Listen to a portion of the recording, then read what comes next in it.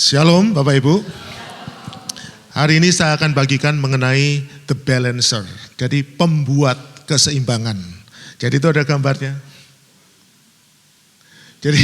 Jadi gambarnya itu adalah batu. Tuhan inginnya itu seimbang. Jadi dia tidak ingin yang terlalu naik atau terlalu turun. Jadi harus ada keseimbangan. Hilang? No problem.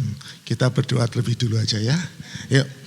Kami mengucap syukur Tuhan atas waktu ini. Kami minta sungguh-sungguh apapun yang terjadi di tempat ini semuanya dalam kontrol tangan-Mu ya Bapa. Dan kami percaya Engkau akan berikan pesan-Mu yang luar biasa untuk setiap kami. Terima kasih, kami duduk tenang untuk mendengarkan Engkau berbicara. Dalam nama Tuhan Yesus kami sudah berdoa dan mengucap syukur. Amin. Jadi hari ini Bapak Ibu kita akan lihat mengenai Tuhan sebagai penyeimbang. Jadi kalau ada yang sedikit dinaikkan, kalau ada yang terlalu banyak itu dipangkas. Ada dua hal yang saya akan bicara di sini. Yang pertama mengenai promosi. Katakan bersama saya promosi, 1, 2, 3. Promosi itu semua orang suka gitu ya. Coba tanya kanan kiri mau promosi enggak itu. Ya, semua orang mau promosi ya, ditinggikan, semua orang mau. Dan yang kedua, itu bicara mengenai berkat, blessing. Siapa mau berkat? Kita semua mau. Dan di sini Bapak Ibu, kita akan melihat bahwa Tuhan itu punya cara yang luar biasa untuk mempromosikan dan memberkati kita.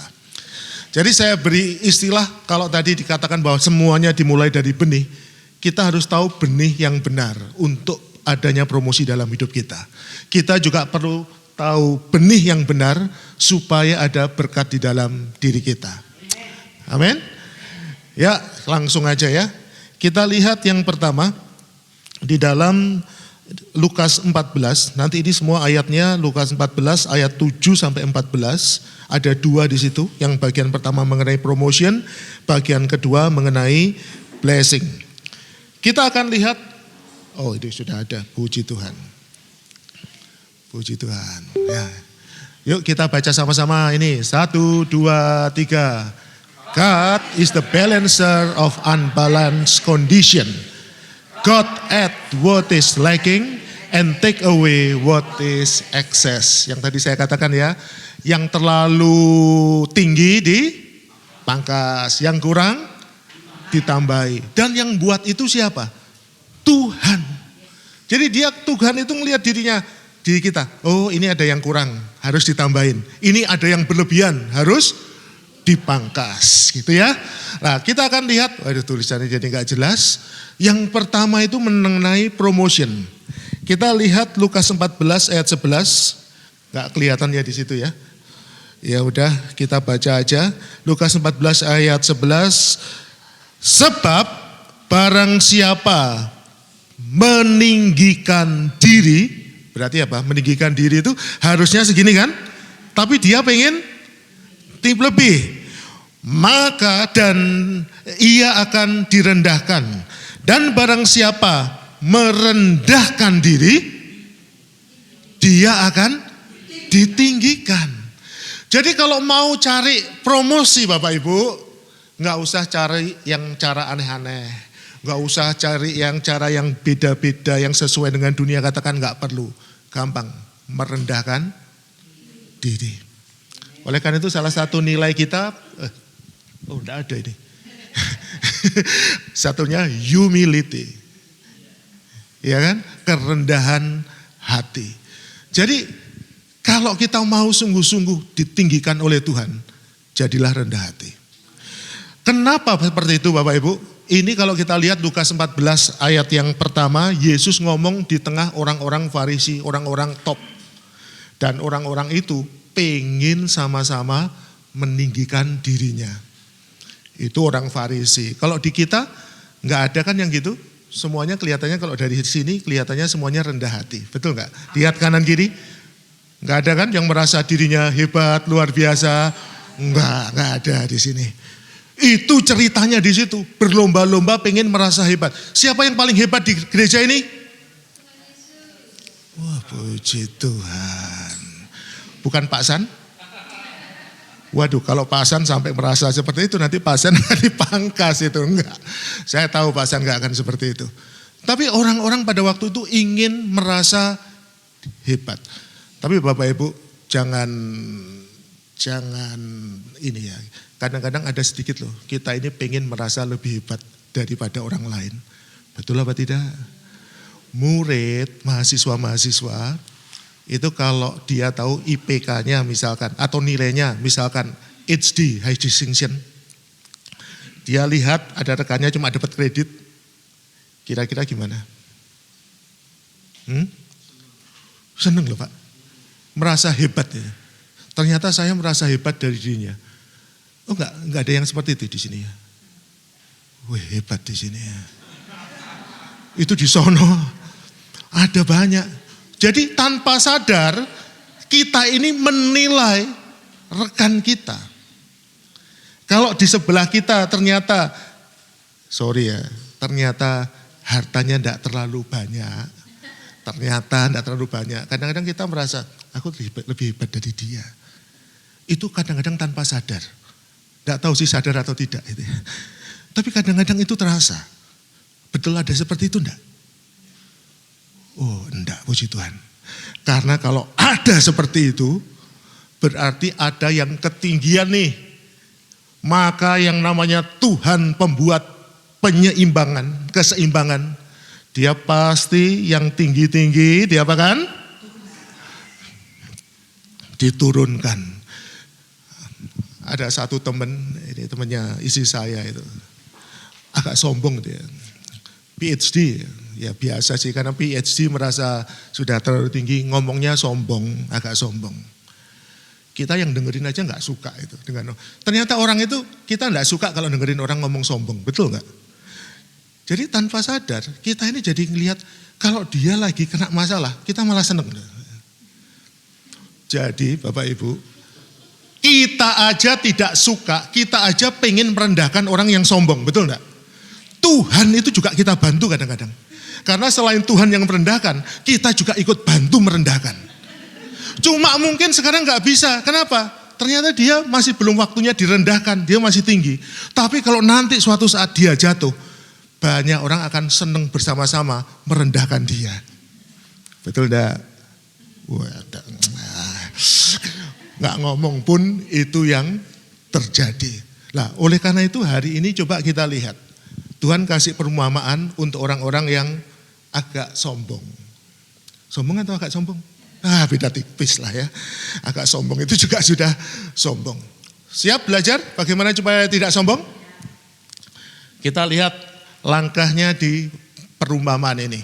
Nah ini untung saya tadi, saya berarti nggak boleh pakai warna macam-macam ya. Kalau dikasih warna macam-macam nggak kelihatan. Oke, ayat 7. Karena Yesus melihat loh ya, Yesus tahu bahwa tamu-tamu berusaha menduduki tempat-tempat kehormatan.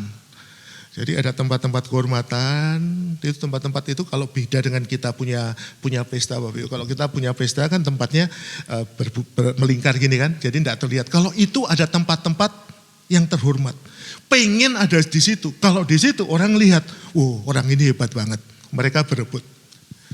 Ia mengatakan perumpamaan ini kepada mereka. Kalau seorang mengundang engkau ke pesta pernikahan, apa kata-katanya? Janganlah duduk di tempat kehormatan.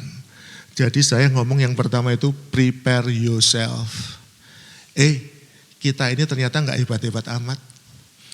Kalau kita hebat, itu semuanya karena kasih karunia Tuhan. Kalau sekarang kita kaya, semua karena kasih karunia Tuhan. Kalau sekarang kita pinter, karena kasih karunia Tuhan. Apapun yang terjadi dalam hidup kita, itu semuanya karena kasih karunia Tuhan. Jangan sedikit pun ingin merasa dianggap hebat oleh orang lain. Oleh karena itu lihat kanan kiri, katakan, maaf ya, kamu tidak saya anggap hebat.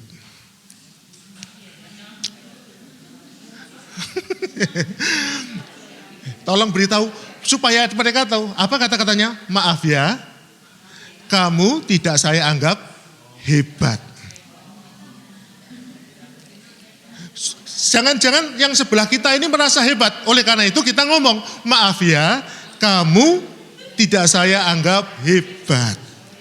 Kalau kita seperti itu Bapak Ibu, kalau dianggap tidak hebat, kita tetap tersenyum. Ada satu teman saya, waktu kita datang ke pernikahannya murid, ada satu murid, mahasiswa kita menikah, diundang, kita dapat tempat duduk yang lumayan, tapi tempat duduknya sudah penuh. Kemudian ada satu dosen itu suami istri datang, dan kemudian melihat itu dikasih tempat yang tidak enak Bapak Ibu. Dia marah-marah langsung pulang. Karena dia merasa bahwa dosen itu harusnya tempatnya, paling enggak yang ngundang kan mahasiswanya. Tempatnya harus yang bagus. Saya ngomong udah datang ke sini, sudah bawa angpau, jauh-jauh, sudah bayar parkir, enggak sempat makan, pulang. Yang rugi siapa? Dia sendiri yang rugi. Kenapa dia rugi? Hanya karena merasa pantas dianggap hebat. Lihat lagi kanan kiri, katakan, maaf ya, kamu tidak saya anggap hebat.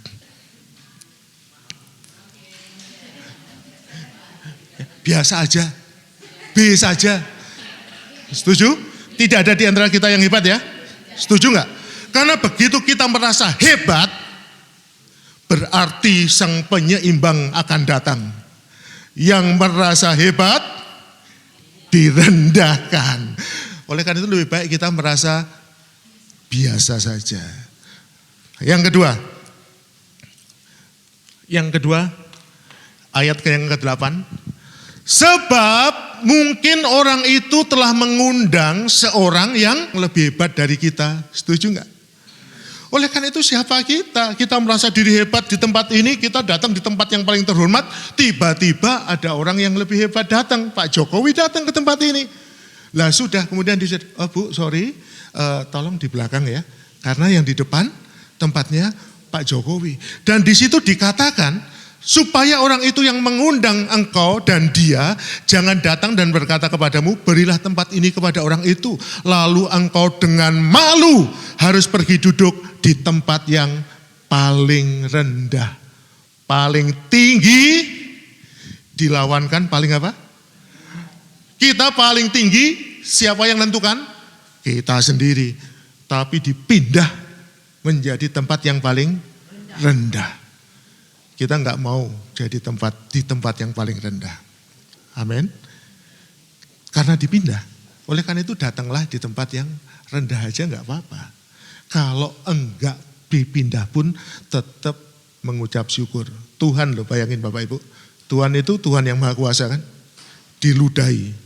Bapak Ibu pernah diludahi enggak? Kalau ada orang berani ngeludahi Bapak Ibu, kira-kira ngapa? Bapak Ibu apakan? Tiba-tiba ada orang meludahi, gitu ya. Kira-kira apa yang dilakukan? Pukul enggak? Kalau kita ada barang, ada kursi, kita itu kita loh Bapak Ibu. Kita ngomong siapa lu berani itu mau jadi urusannya panjang. Dan ketika Tuhan diludahi, sebetulnya dia punya kuasa enggak untuk membuat dia jadi tikus, itu bisa enggak? Bisa. Tapi dia enggak mau melakukan. Dia enggak melakukan untuk memberi contoh kepada kita. Oleh karena itu Tuhan sangat meninggikan dirinya. Saya juga belajar banyak loh Bapak Ibu. Kayak gini tuh ada kalanya saya belajar juga untuk diri saya. Kalau mulai ada sedikit-sedikit mulai merasa diri hebat itu betul-betul ngomong enggak, kita ini biasa. Tolong katakan bersama saya sih B aja. 1, 2, 3, saya sih B aja. Kalau memang dipakai Tuhan, semuanya karena Tuhan, bukan karena kita. Kalau lihat orang, kita mungkin paling hebat di tempat ini. Tapi di luar sana, masih banyak yang lebih hebat. Di sini yang paling kaya siapa? Ya, Pak San. Pak San paling kaya itu. Tapi di luar sana yang paling kaya banyak. Masalahnya yang paling kaya di sini saya tidak melihat ada di daftar di Forbes orang terkaya di dunia. Tidak ada orang terkaya di dunia. Kayak apa ya Pak San? Ada cerita Crazy Rich-nya Surabaya, ada kita tahu lah ya, ada kita kenal beberapa waktu yang lalu beli emas. Tahu berapa beli emasnya? Cuma 7,1 ton. 7.130 kilo kalau nggak salah. Bapak Ibu tahu emas yang 7.000, Bapak Ibu punya emas berapa kilo sih? Gitu. Saya mau tanya, dia beli 7.000, waktu itu nilainya kurang lebih 3,5 triliun waktu dia beli. Sekarang nilainya 7 triliun. Saya enggak pernah lihat uang triliun, uang miliar aja jarang. Apalagi uang triliun. Itu cuma itu. Itu kecil sekali kalau dibandingkan dengan Elon Musk. Elon Musk itu yang punya X, ya, Twitter itu ya. Itu kekayaannya udah luar biasa. Enggak karu-karuan. Oleh karena itu kalau kita sombong karena kita merasa punya duit paling banyak, duitmu enggak seberapa.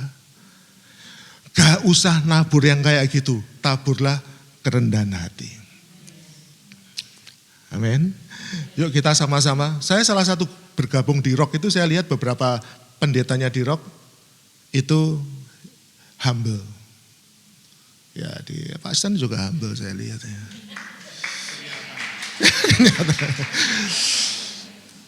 Enggak Pak, itu sungguhan. Yang ketiga aja sekarang. Sekarang yang ketiga. Yang ketiga itu recognition of others. Jangan pernah ngomong diri sendiri bahwa kita ini hebat. Saya hebat loh. Itu aneh. Kalau ada sampai orang ngomong ke dirinya sendiri, tahu nggak kamu saya ini pinter? Berarti dia betul-betul tidak pinter. Kasihan banget dia perlu pengakuan orang lain. Tetapi apabila engkau diundang, pergilah duduk di tempat yang paling rendah, mungkin tuan rumah akan datang. Mungkin itu berarti bisa iya, bisa tidak. Jadi kalau kita betul-betul nanti rendah hati Bapak Ibu, kita di tempat yang tidak bagus dan kemudian ada orang yang betul-betul tidak dikenal, tetaplah tersenyum, setuju? Tapi kalau memang nanti dikenal, loh ini harusnya dipindah. Maka di situ dikatakan, mungkin tuan rumah akan datang dan berkata kepadamu, sahabat, silakan duduk di depan. Dan dengan demikian engkau akan menerima hormat di depan mata semua tamu yang lain. Amin. Jaga itu, jangan pernah merasa hebat. Kita itu percayalah tidak suka banget sama orang yang merasa hebat. Dimanapun, di tempat kerja, dimanapun, kalau ada satu orang merasa paling hebat, kita maunya musuhin dia aja. Percayalah. Gitu apa enggak? Iya kan? Kita ada satu orang sok-sokan gitu datang. Oh, ini belum tahu ini. Itu secara alami kita seperti itu. Tapi puji Tuhan ya, selama saya di sini saya nggak pernah lihat yang seperti itu. Memang orang-orang di sini semua rendah hati kelihatannya. Amin. Rendah hati atau minder? Enggak lah, rendah hati di sini ya. Karena minder sama rendah hati bedanya sedikit ya. Kalau minder saya mau katakan Tuhan buat engkau luar biasa indah. Dan sudah siap kalau engkau betul-betul tabur dengan kerendahan hati, ada sesuatu yang luar biasa akan terjadi dalam hidup kita. Sudah ya, promosi sudah selesai. Masuk yang berikutnya, blessing. Saya akan bacakan Lukas 14 ayat 14 dulu ya. Saya akan bacakan Lukas 14 ayat 14. Dan engkau akan berbahagia karena mereka tidak mempunyai apa-apa untuk membalasnya kepadamu. Jadi ada berita Bapak Ibu. Kalau ada orang nggak bisa kita berbuat baik dan orang itu tidak bisa membalas, kita harus seneng nggak? Seneng loh. Kita itu kadang-kadang ngamuk loh. Kalau saya berbuat baik sama Pak San, kemudian Pak San ternyata tidak berbuat baik sama saya ngamuk. Karena apa? Kita juga maunya balance.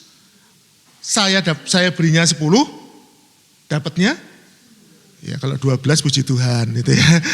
Wah, tapi paling enggak ya 8, 9 lah. Kalau cuma dikasih 2 gitu rasanya, oh thank you. Nah itu ayat, kita baca ayat yang 14 dulu. Dan engkau akan berbahagia karena mereka tidak mempunyai apa-apa untuk membalasnya kepadamu. Sebab engkau akan mendapat balasnya pada hari kebangkitan orang-orang benar. Kalau orang tidak membalas kita, yang membalas siapa? Tuhan sang balancer. Yang memberi keseimbangan, kalau kita nggak dibalas orang, kita akan dibalas sama Tuhan. Jadi kalau kita ngundang makan orang, ya itu ceritanya itu kalau Bapak Ibu baca seperti itu, dan kemudian orang ngundang kita, selesai. Kenapa? Sudah balance. Big event, balance. Ya toh, yang saya keluar berapa? 10, dapatnya ya 10, 11, 9, oke, balance. Tuhan tidak bisa ikut bekerja. Tapi kalau mau Tuhan ikut bekerja, dia ngomong ini ke orang-orang Farisi, undang orang-orang yang tidak bisa ngundang kamu. Dan dia akan dapat luar biasa. Masalahnya, kalau di saya, sejak kecil ya, mama saya itu ngajarin bahwa jangan sampai merugikan orang. Jadi ketika kita menikah, itu dia minta daftar siapa nyumbang apa.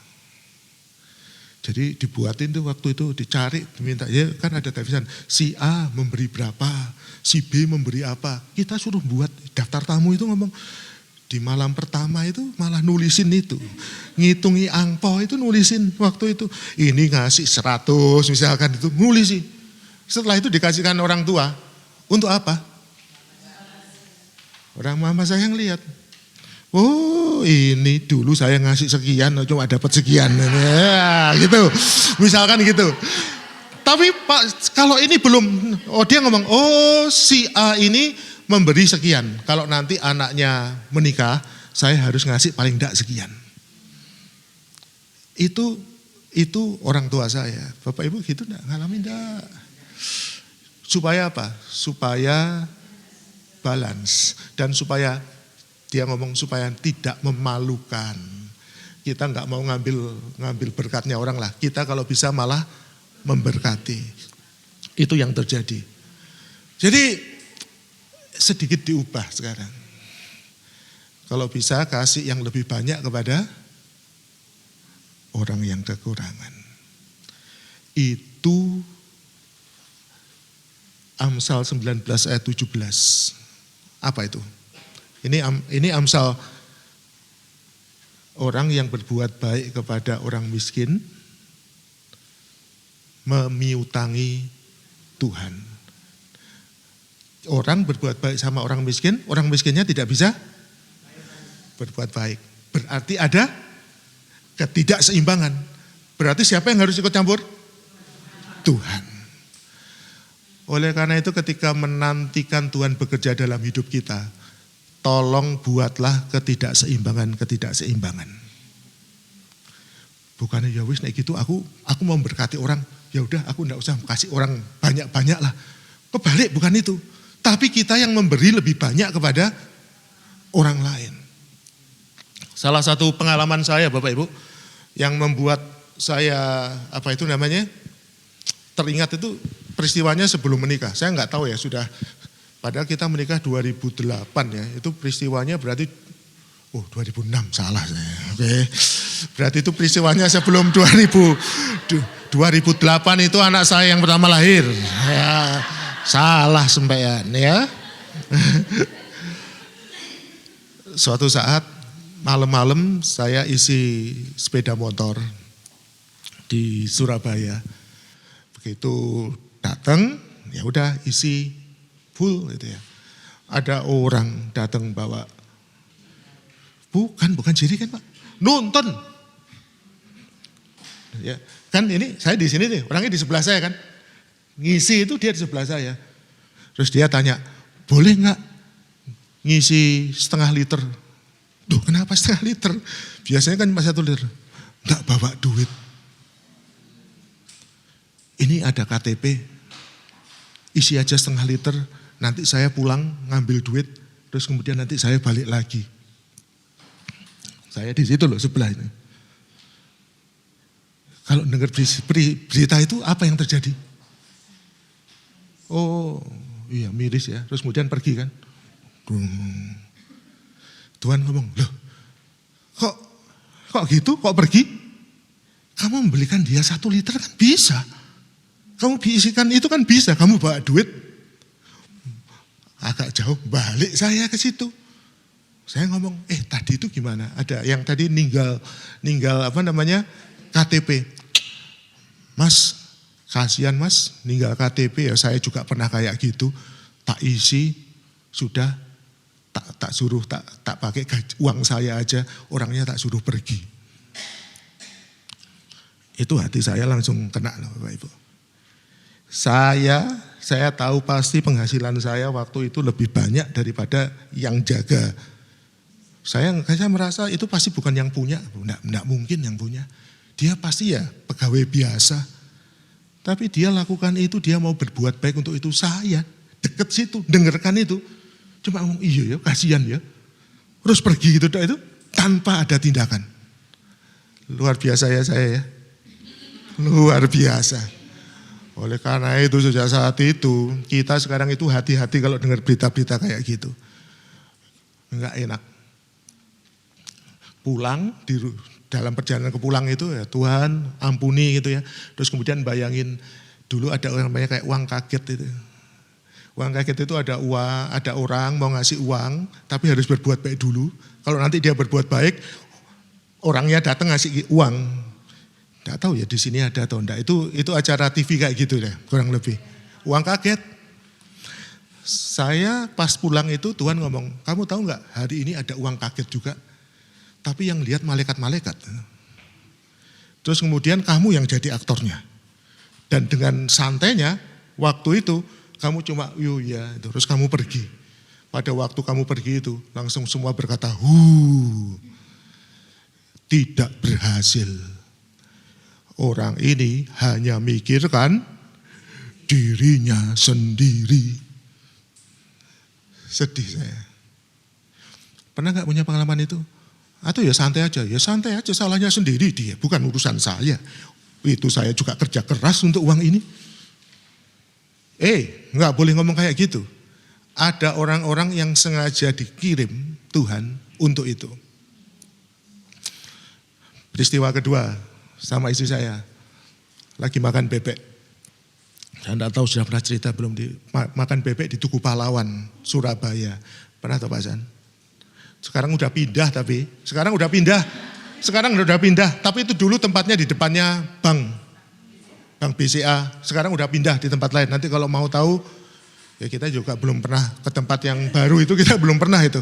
Waktu ketika kita mau berangkat dia pindah. Makan ada orang, Om, semir sepatu Om. Kok aneh ya di BP itu ada mau semir sepatu. Ya kebetulan waktu itu habis pelayanan kita ya. Jadi kita pakai sepatu. Tapi kalau makan bebek kan enggak pernah makan pakai sendok kan Bapak Ibu. Kalau makan bebek pasti pakai tangan muluk kan. Tangan gini loh. Tahu artinya muluk? Ya itu makan ini. Udah pakai sambal, keringetan, berlepotan. Apa bisa ngambilkan uang sebentar-sebentar ngambil uang kan enggak bisa. Kita mau nanti dulu aja. Ya kita dengan tampang cuek, enggak. Setelah selesai baru dicari. Enggak ada Bapak Ibu. Orangnya kemana itu? Kita kelilingi itu. Nyari kan enggak jauh tuh orang anak-anak kecil. Jalan kita kelilingi, enggak ada. Kita tanya ke orang-orang ini, di sini biasa ada tukang semir sepatu enggak? Enggak ada. Masa malam-malam ada tukang semir sepatu? Siapa itu? Siapa itu? Ibrani 13 ayat 2. Pernah baca enggak Ibrani 13 ayat 2? Ayo dibaca ya, Ibrani 13 ayat 2. Enggak usah dah. Jangan jemu-jemu memberikan tumpangan karena tanpa sengaja bisa melayani malaikat. Waktu itu juga pulang jadi enggak enak. Habis makan bebek itu harusnya enak Bapak Ibu. Pulang di rumah di perjalanan diskusinya orang itu kemana. Padahal hanya kasih 5.000. Udah selesai. 5.000 itu cuma 50 sen. Kalau dulu mungkin ya $1 lah. Selesai. Tapi enggak. Harusnya ada kesempatan pembuat keseimbangan memberkati kita. Tapi jadi tidak bisa dilakukan gara-gara apa? Kita tidak mau. Jadi kalau kalian Bapak Ibu sukanya hanya mengambil keuntungan untuk diri sendiri, malah nggak pernah dapat berkat sama sekali. Malah berkatmu diambili. Kenapa? Engkau dapat too much. Tuhan tidak bisa memberkati. Tapi coba sekarang berikan. Maka yang terbaik akan terjadi di dalam hidup kita. Amin. Kalau mau diberkati caranya gimana? Kerja, iya, betul kerja. Kerja harus. Tapi yang lebih penting daripada cuma kerja adalah menjaga murah hati. Kalau yang tadi pertama humility, yang kedua ini adalah generosity. Sekarang jadi grace, penuh kasih karunia. Lakukan dua hal ini, tabur yang namanya humility dengan generosity, maka promosi dan berkat Tuhan akan datang secara luar biasa dalam hidup kita. Orang yang punya masalah keuangan, jangan malah jangan pelit, malah lebih banyak memberi kepada orang. Kan kita nggak tahu caranya kan? Buktinya apa? Kita masih dalam masalah keuangan. Berarti kan kita nggak tahu caranya gimana untuk lepas kan? Kita tabur aja hal kecil, berbuat baik kepada orang, dan nanti tidak tahu caranya seperti apa, orang lain akan juga berbuat baik secara luar biasa dalam hidup kita. Hari ini jangan mengandalkan kekuatan sendiri kan. Kalau mengandalkan kekuatan sendiri untuk promosi, ternyata caranya tidak benar, yang terjadi apa? Malah direndahkan. Kalau kita cari uang, caranya nggak benar, malah nggak dapat apa-apa. Tapi kalau pakai caranya Tuhan, hasilnya akan luar biasa. Nggak usah pakai kekuatan kita lah. Berita bagus, kalau engkau punya masalah keuangan, hari ini berita bagus. Nggak usah pakai cara yang aneh-aneh. Berbuat baik sama orang, dan nggak tahu caranya seperti apa, nanti akan ada sesuatu yang luar biasa. Dari rekan kita sebelah, agama sebelah maksudnya, itu pernah ngomong, ada satu ustadznya ngomong, kalau engkau mau buat warung cendol, maka seminggu pertama gratis sih, kasih kepada fakir miskin. Dan ada sesuatu yang luar biasa. Bahkan sampai sekarang di Surabaya ada warung soto, setiap hari Jumat itu untuk fakir miskin free. Kita juga pernah dapat free ya. Kita juga dikasih free loh itu. Kita mau beli, hari ini free Pak. Kita mau memberkati orang, kaget kita. Wih mau memberkati orang, kita juga dapat free. Tapi akhirnya kita lihat, kita ngitung totalnya berapa, kita bayar sesuai dengan kita makan berapa. Kita nggak mau ngambil kayak gitu. Kalau Bapak Ibu gimana? Ini ada warung free hari ini. Apa itu ini? Padahal dia itu sebetulnya untuk anak-anak orang-orang miskin loh Bapak Ibu. Terus kita datang di situ setiap hari Jumat juga datang. Wow, enak gitu ya. Apa kita tiap Jumat ke situ untuk menghemat? Saya ngomong sama istri, ini kan mentalitas yang luar biasa. Saya ngomong sama istri, enggak, orang ini pengen berbuat baik. Kita enggak perlu dibuat-buat baik kayak gitulah untuk itu. Makan soto paling berapa sih? Kita kalau dikurskan, saya dengan istri paling enggak ada $10. Enggak ada $10 Bapak Ibu kalau dikurskan. Nah, jadi cuma dikasih tempat, masukkan aja langsung di situ. Kalau enggak masukkan, bebas. Dia, Bapak silakan. Enggak enak kita kasih aja ke situ. Ada enggak yang ngomong, berarti setiap Jumat kita harus habisin di situ. Kira-kira ada enggak? Ada. Orang Kristen ada yang seperti itu enggak? Ada mahasiswa. Kesempatan mahasiswa. Mau tahu warungnya? Saya tahu sampai sekarang masih ada atau tidak ya. Kita sudah 1,5 tahun enggak ke Indonesia, jadi kita udah hampir 1,5 tahun loh Bapak Ibu di sini. Jadi kita lupa kondisi Indonesia. Nanti kalau kita udah sampai Indonesia, kita update ya. Apakah warung itu masih tetap menggratiskan gitu ya. Kalau orang yang tidak mengenal kasih karunia saja mau berbuat baik seperti ini, apalagi kita yang mengerti kasih karunia. Saya merasa kalau kita semua hatinya berubah, kita rendah hati dan kita penuh dengan murah hati, maka terjadi sesuatu yang luar biasa. Tuhan itu tidak pernah sulit untuk memberkati kita. Cuma nggak ada, kenapa engkau harus diberkati? Kalau diberkati engkau pelit, kalau engkau diberkati engkau memberkati orang lain, Tuhan mudah memberi. Tapi kalau kita diberkati terus kemudian dipegang hanya untuk diri kita, terus seperti apa? Oleh karena itu, hati kita harus dijaga. Engkau punya masalah keuangan, coba pakai caranya Tuhan lah. Jangan kerja lebih keras, jangan dulu. Hatinya diberesin dulu. Nanti setelah itu kerja keras tetap ya. Saya bukan anti kerja keras harus. Tapi hatinya itu yang lebih penting daripada itu.